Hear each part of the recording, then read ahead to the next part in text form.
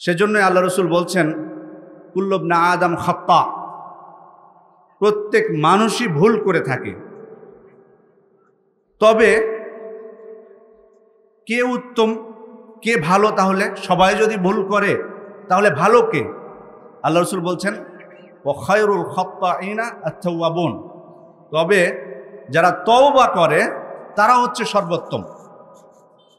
আর যারা তওবা করে না, আল্লাহ তাআলা অন্য আয়াতে বলছেন ওমান লাম ইয়াতুব ফাউলাইকা হুমুয যালিমুন, যারা তওবা করবে না, পাপ থেকে ফিরে আসবে না, তারা হচ্ছে জালেম।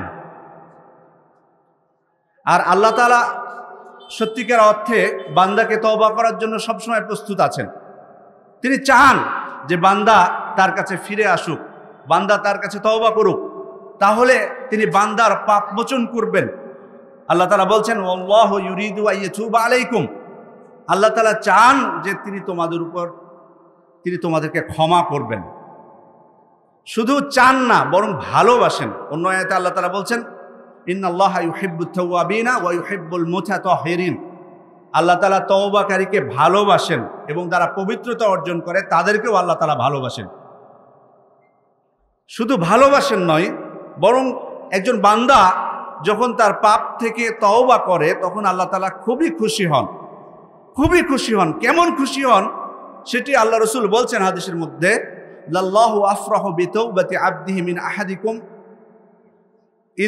আহাদিকুম ইয়াজিদু দাল্লাতাহু বিল ফালা, তোমাদের মধ্যে কারো যখন কোনো মরুভূমিতে উট হারিয়ে যায় এবং সে সেটা থেকে নিরাশ হয়ে পড়ে যে আর মনে হয় পাওয়া যাবে না, কিন্তু পরবর্তীতে সে যখন পেয়ে যায় সেটা হারানো বস্তুটা বা হারানো উটটা, তখন যেমনটি খুশি হয়, আল্লাহ তাআলা তার কোনো বান্দা যদি পাপ থেকে তওবা করে তার থেকে বেশি খুশি হন।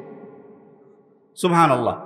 তাহলে আল্লাহ তাআলা বান্দা পাপ থেকে তওবা করলে খুবই খুশি হন। সে কারণে তিনি মুমিন বান্দাদেরকে তিনি বারবার বলেছেন যে তোমরা আল্লাহর দিকে ফিরে আসো, তওবা করো।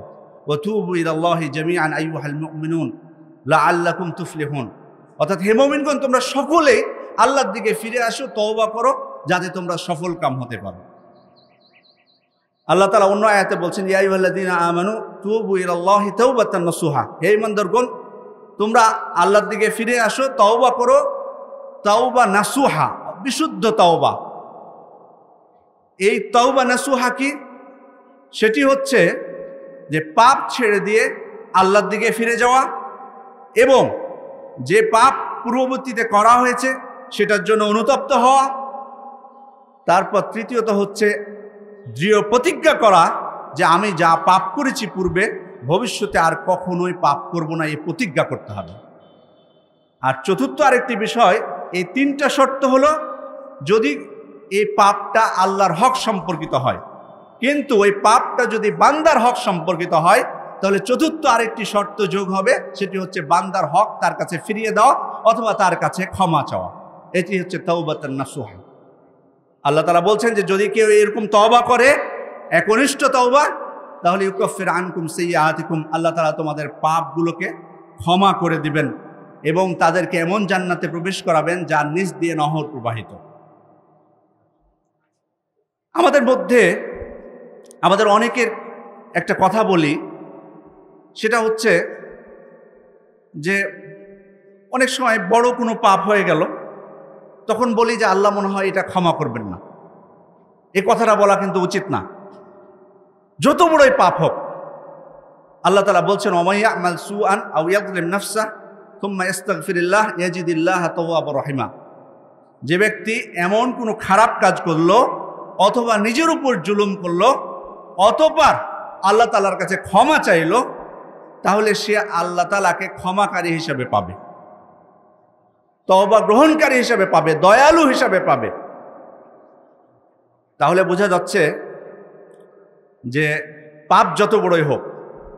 তারপর আল্লাহ তাআলা অন্য আয়াতে খুবই স্পষ্টভাবে বলেছেন কুল ইয়া ইবাদিয়াল্লাযীনা আসরাফু আলা আনফুসিহিম লা তাকনাতু মির রাহমাতিল্লাহ, হে আমার বান্দারা, হে নবী আপনি বলে দেন যে আমার বান্দারা, তোমরা যারা নিজের উপর জুলুম করেছো, তোমরা আল্লাহর রহমত থেকে নিরাশ হও না।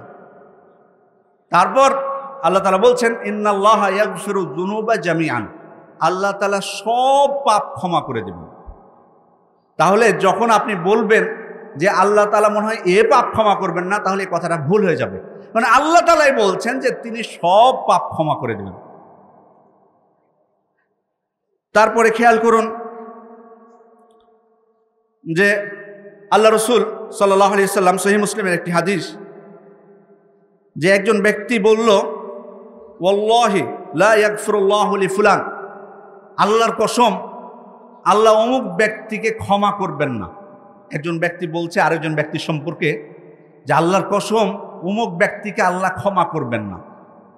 আমরাও কিন্তু সচরাচর এই কথা বলে থাকি যে তুই এত বড় পাপ করেছিস, তোকে আল্লাহ কোনোদিনই ক্ষমা করবে না। এই কথাটা কিন্তু সচরাচর আমাদের মুখ দিয়ে বের হয়। খেয়াল করুন, এরকমই কথা এক ব্যক্তি বলেছে আর এক ব্যক্তিকে যে আল্লাহর কসম আল্লাহ তোমাকে কখনো ক্ষমা করবেন। তো আল্লাহ তাআলা তখন বলছেন ওয়াইন্নাল্লাহা ক্বাল মান যাল্লাযী ইয়াতাআল্লা আলাইয়া আল্লাহ আগফির আলি ফুলান, কে ব্যক্তি এত বড় শপথ করে আর বলে যে আমি অমুক বান্দাকে ক্ষমা করব না, ফাইন্নী কদ গফারতু লিফুলান, আমি তো ওই বান্দাকে ক্ষমা করেই দিয়েছি। আল্লাহ তাআলা বলছেন আমি ওই বান্দাকে ক্ষমা করেই দিয়েছি। আর তুমি যে বলেছো আল্লাহর কসম করে যে আল্লাহ ওই বান্দাকে ক্ষমা করবে না, তোমাকেও একটা কথা আমি মেসেজ দিতে চাই, সেটি হচ্ছে ওয়া আহবাতু আমালাক, আমি তোমার আমল সমূহকে বিনষ্ট করে দিয়েছি। তাহলে খেয়াল করুন, যাকে আল্লাহ ক্ষমা করে দিয়েছেন তার কথা আপনি বলছেন যে আল্লাহ তোকে কখনোই ক্ষমা করবে না, অথচ আপনার আমল সব নষ্ট হয়ে আছে। সে কারণে এই ধরনের কথা বলা উচিত নয়। অনেকেই বলে থাকেন, আমাকে একদিন একজন জিজ্ঞেস করছিলেন যে শিরকের পাপ নাকি কখনো ক্ষমা হয় না।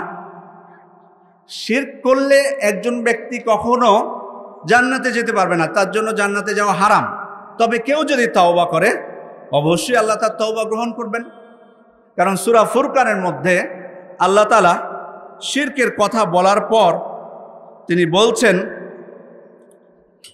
ওমাই ইয়াফআল যালিক ইয়ালকা আসামা, যে ব্যক্তি পাপ করবে সে শাস্তি ভোগ করবে। ইউদাআফ লাহুল আযাবু ইয়াউমাল কিয়ামাতি ওয়া ইয়াখলুদ ফীহি মুহানা, কিয়ামতের দিন তার শাস্তি বাড়িয়ে দেওয়া হবে, দ্বিগুণ করে দেওয়া হবে, এবং সে সেখানে লাঞ্ছিত অবস্থায় স্থায়ী হবে। এটা যে শিরক করবে তার পরিণতি। কিন্তু আল্লাহ তাআলা তার পরপরই বলছেন ইল্লা মান তাব, তবে যে ব্যক্তি তওবা করবে। তার মানে শিরক করার পরও তওবা করার কিন্তু সুযোগ আছে। ইল্লা মান তাবা ওয়া আমানা ওয়া আমিলা আমালান সালিহান, তবে যে ব্যক্তি তওবা করলো, ঈমান আনলো এবং সৎ আমল করলো, তাহলে তার পরিণতি কি হবে? ফাউলাইকা ইউবাদদিলুল্লাহু সাইয়্যাতিহিম হাসানাত, শুধু তো আল্লাহ ক্ষমা করবেন না শিরকের গুনাহ, বরং তার যে পাপগুলো রয়েছিল সেই পাপগুলোকে নেকিতে পরিণত করে দেবেন। ওয়া কানা আল্লাহু গফুরার রহিমা, আর আল্লাহ তো অধিক ক্ষমাশীল এবং পরম দয়ালু। তাহলে দেখুন, অন্য আয়াতে আল্লাহ তাআলা কুফরের কথা বলছেন, কুল্লিল্লাযিনা কাফারু ইন ইয়ানতাহু ইউগফার লাহুম মা কাদ সালাফ। এভাবে আপনি বলে দেন কাফেরদেরকে, যদি তারা বিরত হয়, কুফরে ছেড়ে দেয়, তাহলে আল্লাহ তাদের পূর্বে সব গুনাহ খাতা ক্ষমা করে দেবেন। তার মানে কুফরি হোক, শিরক হোক, কোনো ব্যক্তি যদি তার যে কোনো পাপ থেকে যদি তওবা করে, তাহলে আল্লাহ তাআলা তার তওবা কবুল করবেন এবং তাকে ক্ষমা করে দিবেন ইনশাআল্লাহ। এখন আমরা জানব যে কোনো ব্যক্তি যদি পাপ থেকে তওবা করে, তাহলে দুনিয়াতে তার কি পরিণাম বা তার কি সুবিধা বা তার কি উপকার। আল্লাহ তাআলা পবিত্র কোরআনে বলছেন ওয়া আনিস্তাগফিরু রাব্বাকুম সুম্মা তুবু ইলাইহি, তোমরা তোমাদের রবের কাছে ইস্তিগফার করো, ক্ষমা প্রার্থনা করো, তারপর তার দিকে ফিরে আসো, তওবা করো। যদি করো কি হবে? আল্লাহ তাআলা বলছেন ইউমাত্তিকুম মাতাআন হাসানান ইলা আজালিন মুসাম্মা, তাহলে আল্লাহ তাআলা তোমাদেরকে নির্দিষ্ট একটি সময় পর্যন্ত উত্তম জীবন উপভোগ করাবেন। ওয়া ইউতি কুল্লা যী ফাদলিন ফাদলাহ, এবং প্রত্যেক গুণীজনকে তার প্রাপ্য মর্যাদা দান করবেন। তাহলে দেখুন, সুন্দর জীবন উপভোগ করার আল্লাহ তাআলা তৌফিক দান করবেন যদি আমরা তওবা করি আল্লাহ তাআলার কাছে এবং ইস্তিগফার করি। অন্য আয়াতে আল্লাহ তাআলা বলছেন ফাকুলতুস্তাগফিরু রাব্বাকুম ইন্নাহু কানা গফফারা, আমি বললাম যে তোমরা তওবা করো, নিশ্চয় আল্লাহ অধিক ক্ষমাশীল। ইউরসিলিস সামা আলাইকুম মিদরারা, শুধু তো আল্লাহ ক্ষমা করবেন না, বরং তোমাদের উপর অযোধ্যারে বৃষ্টি নামাবেন, বৃষ্টি নাজিল করবেন, তোমাদের প্রচুর বৃষ্টিপাত হবে। খেয়াল করুন, যখন বৃষ্টি হয় না তখন আমরা নানা কথা বলি, কিন্তু আল্লাহ তাআলা পবিত্র কোরআনে বলছেন যে তোমরা যদি তওবা করো, ইস্তিগফার করো, আল্লাহর কাছে ক্ষমা প্রার্থনা করো, তা আল্লাহ প্রচুর বৃষ্টিপাত করাবেন। তার মানে আল্লাহ তাআলার কাছে যদি আমরা বৃষ্টি চাই, তাহলে আমাদের সবাইকে পাপ থেকে তওবা করতে হবে, ইস্তিগফার করতে হবে। ওয়া ইউমদিদকুম বিআমওয়ালি ওয়া বানিন, এবং শুধু তাই নয়, যদি তোমরা তওবা করো এবং আল্লাহর কাছে ক্ষমা প্রার্থনা করো, তোমাদেরকে সন্তান সন্ততি এবং সম্পদ দ্বারা সমৃদ্ধ করবেন। তাহলে এখানে আরেকটা বিষয়, যে যাদেরকে আল্লাহ এখনো সন্তান দেননি, আল্লাহ তাআলার কাছে সন্তান চান, তাদের প্রতি অনুরোধ থাকবে যে আল্লাহ তাআলা প্রতিশ্রুতি দিচ্ছেন যে তোমরা যদি আল্লাহ তাআলার কাছে ক্ষমা চাও, তওবা করো, তাহলে আল্লাহ তোমাদেরকে সন্তানও দান করবেন। যাদের অসচ্ছলতা আছে তাদেরকেও আল্লাহ তাআলা এখানে বলছেন, যাদের অসচ্ছলতা আছে যদি তারা ক্ষমা প্রার্থনা করে, আল্লাহর কাছে তওবা করে, আল্লাহ তাদেরকে সচ্ছল করে দেবেন। তাহলে দেখুন, পাপ থেকে যদি কেউ তওবা করে, এগুলো হচ্ছে তার দুনিয়াবী উপকারিতা। পরকালে কি হবে? ওয়ায়াজআল লাকুম জান্নাত, আল্লাহ তোমাদের জন্য জান্নাত, উদ্যান স্থাপন করবেন, জান্নাতে দিবেন তোমাদেরকে। ওয়ায়াজআল লাকুম আনহারা, এবং তোমাদের জন্য প্রবাহিত করবেন নদী। তাহলে এখান থেকে আমরা যে বিষয়টি উপলব্ধি করলাম সেটি হচ্ছে যে পাপ যত বড়ই হোক, আল্লাহ তাআলা যদি কোনো বান্দা একনিষ্ঠ হবে, আল্লাহ তাআলার কাছে ক্ষমা চায়, তাহলে আল্লাহ তাআলা তাকে ক্ষমা করে দেবেন। শুধু ক্ষমা করবেন না, বরং দুনিয়াতেও অনেক উপকার আছে যা সে লাভ করতে পারবে, এবং আখিরাতে আল্লাহ তাআলা তাকে জাহান্নাম থেকে রক্ষা করে জান্নাত দান করবেন। সম্মানিত সুধী মণ্ডলী, এখানে একটা বিষয় অবশ্যই স্মরণ করিয়ে দিতে হয়, সেটি হচ্ছে যে পাপ থেকে তওবা আল্লাহ তাআলা করবেন বারবার বলেছেন, উৎসাহ দিয়েছেন। তার মানে আমরা যেন আবার ভেবে না নিই যে আল্লাহ খুব পরম দয়ালু, ক্ষমাশীল, পাপ যতই আমি করি সমস্যা নেই, আল্লাহ আমাকে তো ক্ষমা করে দেবেন, তিনি এত দয়ালু, এত ক্ষমাশীল, এতগুলো আয়াত। পাপটা যেন আবার ছোট মনে না হয় আমাদের কাছে, কারণ আল্লাহ তাআলা কিন্তু সূরা বুরুজের মধ্যে স্পষ্ট সতর্ক করে দিয়েছেন, ইন্না বাতশা রাব্বিকা লাশাদীদ, নিশ্চয় আপনার প্রতিপালকের পাকড়াও বড়ই কঠিন। খেয়াল করুন, আল্লাহ তাআলা বলে দিয়েছেন তোমার প্রতিপালকের পাকড়াও কিন্তু খুবই কঠিন। ইন্নাহু হুয়া ইউবদি ওয়া ইউঈদ, নিশ্চয় তিনি অস্তিত্ব দান করেন, সৃষ্টি করেন, এবং তিনি পুনরাবর্তন ঘটান। তারপর বলছেন ওহুয়াল গফুরুল ওদুদ, তিনি হচ্ছেন অতি ক্ষমাশীল এবং অতি স্নেহময়। তার মানে যারা পাপে নিমজ্জিত থাকে, আয়াত থেকে বোঝা যাচ্ছে যারা পাপে নিমজ্জিত থাকে তাদেরকে আল্লাহ তাআলা কিন্তু পাকড়াও করবেন। তবে শেষে আবার ইঙ্গিত দেওয়া হচ্ছে যে তিনি ক্ষমাশীল, যারা তার কাছে ক্ষমা চাইবে। সে কারণে কখনো পাপকে যেন আমরা ছোট না ভাবি। আর আরেকটা বিষয়, যে তওবার কথা বললাম, এখন যদি আমরা ভাবি যে ঠিক আছে, বয়স তো আমার হয়নি খুব একটা, এখন পাপ করিনি, বয়স যখন হবে ইনশাল্লাহ তওবা করব, আল্লাহর কাছে মাপ চেয়ে নেব, এই ধারণাটা ভুল। কারণ আমাদের কাছে স্পষ্ট বিষয়টা আপনাদেরকে স্পষ্ট করার কোনো প্রয়োজন নেই যে মৃত্যু কার কখন আসবে তা আমরা কেউ জানি না, কেউ আমরা বলতে পারবো না। সে কারণে খুবই সতর্ক থাকতে হবে আমাদেরকে, কারণ মৃত্যু চলে আসার পর তওবা করলে সে তওবা কিন্তু গ্রহণ হবে না। ওয়ালাইসাতিত তাওবাতু লিল্লাযিনা ইয়ামালুনা সাইয়্যাত, নিশ্চয় তওবা তাদের জন্য নয় যারা পাপ কাজ করে, হাত্তা ইযা হাদারা আহাদাহুমুল মাউত ক্বালা ইন্নী তুবতুল আন, কিন্তু যখন তাদের কাছে মৃত্যু এসে উপস্থিত হয় তখন বলে যে আমি তওবা করলাম। মৃত্যু উপস্থিত হওয়ার পর কেউ যদি তওবা করে, তাহলে আল্লাহ বলছেন যে তার জন্য তওবা নয়। সুতরাং তওবা কিন্তু খুব দ্রুতই করতে হবে, তাড়াতাড়ি করতে হবে। যদি বলি যে পরে করব, এটা কিন্তু গ্রহণযোগ্য হবে না। একজন ব্যক্তি ইব্রাহিম ইবনে আদহামের কাছে আসলেন, এসে বলছেন যে আমি জীবনে অনেক পাপ করে ফেলেছি, নিজের উপর অনেক জুলুম করে ফেলেছি, পাপ ছাড়তে পারছি না। আচ্ছা, আপনি আমাকে বলুন তো, কিভাবে পাপ থেকে আমি রক্ষা পেতে পারি? তখন তিনি বলছেন যে পাপ থেকে রক্ষা পেতে পারো, আমি তোমাকে 5টা বিষয়ে সতর্ক করব বা নির্দেশ দিব। সে 5টা বিষয় যদি তুমি খেয়াল করো, তাহলে তুমি নিজেকে পাপ থেকে রক্ষা করতে পারবে। ঠিক আছে, বলুন 1 নম্বরটা কি? তখন তিনি বলছেন, তুমি পাপ করতে পারবে একটা শর্তে, সেটা হলো আল্লাহর দেওয়া রিজিক থেকে তুমি খেতে পারবে না। পাপ করো, কিন্তু আল্লাহর দেওয়া রিজিক থেকে তুমি খেতে পারবে না। তখন ওই ব্যক্তি বলছেন যে এটা কি করে সম্ভব? আল্লাহর দেওয়া রিজিক থেকে শুধু মানুষ না, পৃথিবীর সব প্রাণী খাচ্ছে, আর আমি খেতে পারবো না। তখন তিনি বলছেন যে এটা কি করে সম্ভব যে যার দেওয়া রিজিক থেকে তুমি খাবে অথচ তুমি তার অবাধ্য হবে? এটা কি মানানসই হয়? এটা কি ভালো দেখায় বলো তো? বলে না, এটা তো হয় না কখনো। আমি যার খাবো অথচ তার নির্দেশ আমি মানবো না, এটা তো কখনো হয় না। ঠিক আছে, ভালো কথা, 2য় নাম্বারটা বলুন।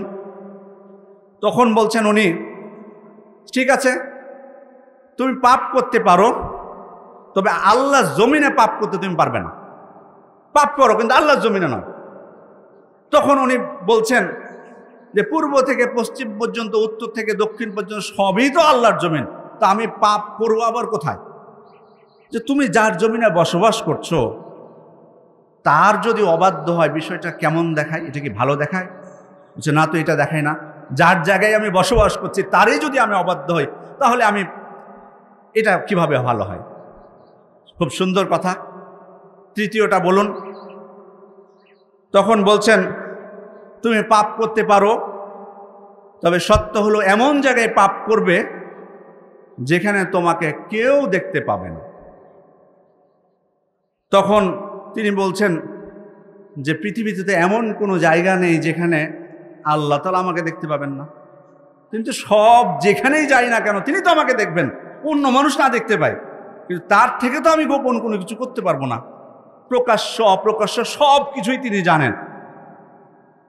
তখন তিনি বলছেন যে যার থেকে তুমি কোনো কিছু গোপন করতে পারবে না, তার অবাধ্য হও কি করে? এটা কেমন দেখায়? তো বলছে ঠিকই তো, খুব সুন্দর কথা বলেছেন। 4র্থ নাম্বারটা কি তাহলে? আপনি 5টা বিষয়ের কথা বলেছিলেন, 3টা শুনলাম, 4 নাম্বারটা কি?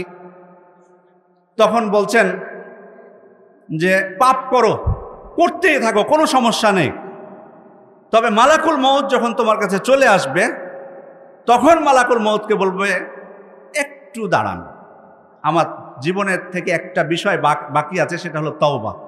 আমি তওবা করতে চাই আল্লাহর কাছে, তারপরে আমি মরতে চাই, এখনই আমি মরতে চাই না। তখন উনি বলছেন এটা কি করে সম্ভব? মালাকুল মউত যখন আমার মৃত্যুর সময় হয়ে যাবে তখন চলে আসলে আবার আমার থেকে এটা গ্রহণ করবে নাকি? বলছে তোমার যদি এটা মনে হয় যে মালাকুল মউত তোমার এই দাবি মানবে না, তাহলে কি করে তুমি পাপ করতে থাকবে? তুমি কি জানো কখন তোমার কাছে মালাকুল মউত আসবে? না, তা তো আমি জানি না। খুব সুন্দর কথা। 5ম নাম্বারটা কি? বলছেন যে যখন কিয়ামতের দিন তুমি পাপ করেছো, অনেক মৃত্যুবরণ করেছো, কিয়ামতের দিন ফেরেশতারা যখন তোমাকে টেনে হেঁচড়ে জাহান্নামে নিয়ে যাবে, তখন তুমি তাদেরকে বলবে যে আমি তোমাদের সাথে যাব না। তখন ওই ব্যক্তি বলছেন না, এটা তো সম্ভব না কখনোই।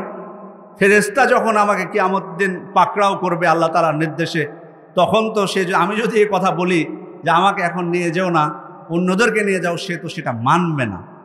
বলছে সে যদি সেটা না মানে, তোমার এই বিশ্বাস হয়, তাহলে তোমাকে এখনই পাপ থেকে তওবা করতে হবে, না হলে তো গ্রহণযোগ্য হবে না।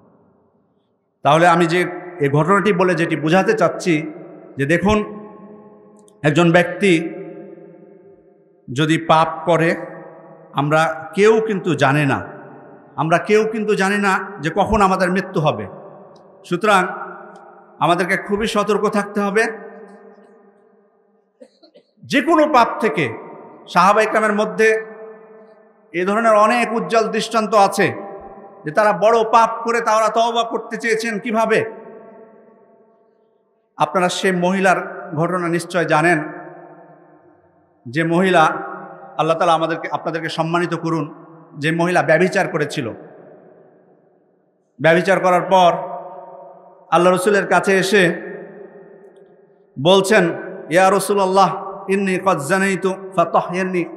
আল্লাহ রসুল, আমি তো খারাপ কাজ, অশ্লীল কাজ করে ফেলেছি, তো আমাকে এখন আপনি পবিত্র করুন, অর্থাৎ আমার উপর হদ কায়েম করুন। হদ কায়েম করলেই তো আমি পবিত্র হব। তা আল্লাহ রসুল কিছুই বললেন না। পরের দিন আবার আসলেন, এসে বললেন মহিলা যে আমি তো অলরেডি গর্ভবতী হয়ে গেছি। তো আল্লাহ রসুল তাকে বললেন, ইযহাবি হাত্তা তালিদি, তুমি যাও সন্তান প্রসব করো, তারপর আসবা। সন্তান প্রসব করার পর আল্লাহ রসুলের কাছে এসে বলছেন, হা কদ ওয়ালাদতুহু ফাতাহহিরনি। আল্লাহ রসুল, এই যে আপনি বলেছিলেন আমার সন্তান যখন জন্মগ্রহণ করবে তখন আসতে, এই যে আমার সন্তান জন্মগ্রহণ করেছে। তারপর আল্লাহ রসুল তাকে বলবেন, ইযহাবি ফাআরদিহি হাত্তা তাফতিমিহি, তুমি যাও, তুমিও বাচ্চাটাকে দুধ পান করাও। যতক্ষণ না সাধারণ খাবার খেতে শিখবে, তার দুধ পান করার সময় শেষ হয়ে যাবে, তুমি আসবে না। তারপর আল্লাহ রসুলকে এসে পরে আবার বলবেন, ইয়া রাসূলুল্লাহ কদ ফাতামতুহু। আল্লাহ রসুল, আমি তো তাকে দুধ পান করিয়েছি, দুধ পান করার সময়ও শেষ হয়ে গেছে। তারপর বাধ্য হয়ে আল্লাহ রসুল তার হদ কায়েম করাবেন। তাকে মাটির নিচে গলা পর্যন্ত পুঁতে দেওয়া হবে, পাথর নিক্ষেপ করা হবে। খালেদ রাদিয়াল্লাহু আনহু তার মাথায় পাথর নিক্ষেপ করলেন। তো তার মাথায় পাথর নিক্ষেপের ফলে যখন রক্ত বের হচ্ছিল, তখন খালেদ তাকে গালি দিয়ে দেন। তখন আল্লাহ রসুল বলছেন, ফাওয়াল্লাযী নাফসি বিয়াদিহি, সেই আল্লাহর কসম যার হাতে আমার প্রাণ, লাকাদ তাবাত তাওবাতান লাউ উযিআত আলা আহলিল মদিনা লাকাফাতুম। তুমি তাকে গালি দিচ্ছ, তোমার মনে রাখা উচিত এই নারী এমন তওবা করেছে যে যদি তার তওবাকে এই গোটা মদিনাবাসীদের মধ্যে বিতরণ ভাগ করে দেওয়া হতো, তো সবার জন্য সে তওবা যথেষ্ট হতো। তাহলে দেখুন, এভাবে আমাদেরকে তওবা করতে হবে। হ্যাঁ, আপনি এমন যদি পাপ করেন যে পাপ বান্দার হক সম্পর্কিত নয়, সেটা আপনি গোপন করতে পারেন, আল্লাহ তাআলার কাছে ক্ষমা চাইতে পারেন। কিন্তু এখান থেকে আমাদের জন্য যে শিক্ষা, যে তারা পাপ করার পর সে পাপ থেকে তওবা করতে, পবিত্র হতে তারা কত আগ্রহী ছিলেন। সুতরাং আপনাদের প্রতি অনুরোধ থাকবে, আসুন আমরা পাপ থেকে তওবা করি, আল্লাহ তাআলার কাছে ক্ষমা প্রার্থনা করি। যে সময়গুলোতে আল্লাহ তাআলা প্রার্থনা কবুল করেন, সেই সময়ে আল্লাহ তাআলার কাছে একনিষ্ঠভাবে ক্ষমা চায়। আমরা অনেকেই লোক দেখানো প্রার্থনার প্রতি বেশি আগ্রহী হই, লোকেরা যা দেখতে পাই, লোকেরা যা শুনতে পাই, সেটার প্রতি আগ্রহী হই, কিন্তু আল্লাহ তাআলার কাছে গোপনে একনিষ্ঠভাবে চাইতে জানি না। আল্লাহ রসুল বলছেন, ইয়ানজিলু রাব্বুনা তাবারাকা ওয়া তাআলা ইলাস সামাঈদ দুনিয়া হিনা ইয়াবকা সুলুসুল লাইলিল আখির। রাত্রের যখন 1/3 বাকি থাকে, তখন আল্লাহ তাআলা দুনিয়ার আসমানে নেমে আসেন। তারপর বলেন, মান ইয়াদউনি ফাস্তাজিব লাহ, কে আমার কাছে প্রার্থনা করবে, আমি তার প্রার্থনা কবুল করব, আমি তার ডাকে সাড়া দিব। ওমাই ইয়াসআলুনি ফাউতিয়াহ, কে আমার কাছে কিছু চাইবে, আমি তাকে কিছু দিব। ওমাই ইয়াস্তাগফিরনি ফাআগফির লাহ, কে আমার কাছে ক্ষমা প্রার্থনা করবে, আমি তাকে ক্ষমা করে দিব। সুতরাং আসুন আমরা এই সময়গুলোকে, যে সময়গুলোতে আল্লাহ তাআলা বান্দাকে ক্ষমা করে থাকেন, সেই সময়গুলোকে কাজে লাগাই এবং আল্লাহ তাআলার কাছে ক্ষমা প্রার্থনা করি।